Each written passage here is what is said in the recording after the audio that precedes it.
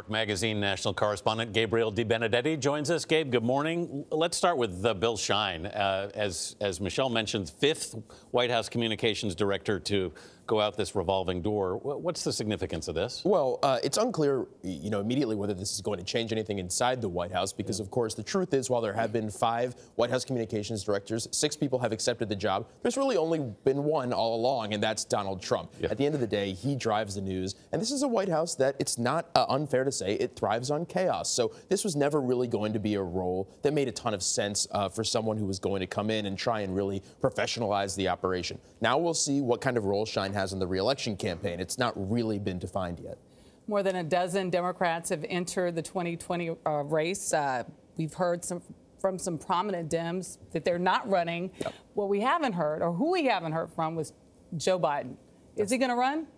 Great question. You and everyone else want to know that right now, including a lot of people around Joe Biden. He's been telling his advisors he's about 90, 95, 99% of the way there. But there have been a lot of people around him who basically say he has to cross that final threshold. He, of course, has gotten to this point 5 times before. Right. He's run twice, not done very well. But he's concerned not only about his family, but about the modern political landscape. It's changed a lot. He's been around for a very long time. And at the end of the day here, it's a complicated thing. He has changed his timeline over and over and over. I've been reporting on him for years, but for the last few weeks, I've heard he's going to make his decision by the end of 2018, by the end of January, by the end of February, by the end of March.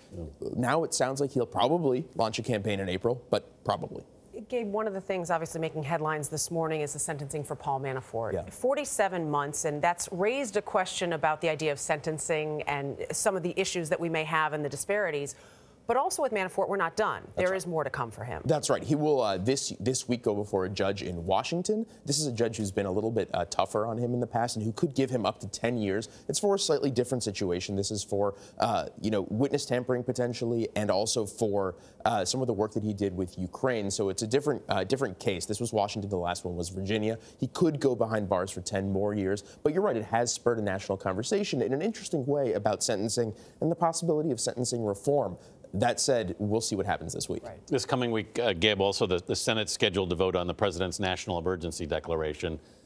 Is the Republicans going to stand by the president? Well, most of the Republicans are, but the real question here is whether 2 or 3 or 4 are not. And right now there are 4 of them in the Senate who say that they're not going to stand by him, and that means that he's going to have to veto their rebuke of him if everything that we expect comes to pass. Right now, again, there are 4 Republican senators who are going to join Democrats if nothing changes in essentially saying that this national emergency declaration is it's a no-go. It's not fair. It's not good. It's not legal. If that comes to pass, the president is going to have to veto his own Republicans' vote here. Well, the president and Republicans have said on the Michael Cohen front that he's a liar. My question is, as far as the Democrats are concerned, did Cohen tell enough of the truth? In other words, did he connect the dots with enough proof? It's a good question, and we don't actually know what he said behind closed doors, right? And so that's one of the big questions here, because he does continue to testify in confidential settings that we're not seeing on camera.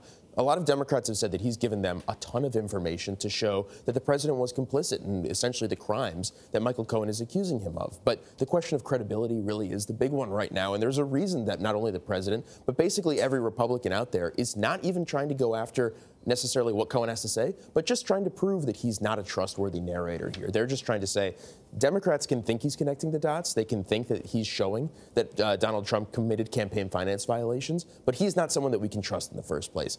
Democrats are trying to prove that's not the case, but it's tough. And we await the Mueller report. Yes. Gabe Debenedetti, thank you. Thank you.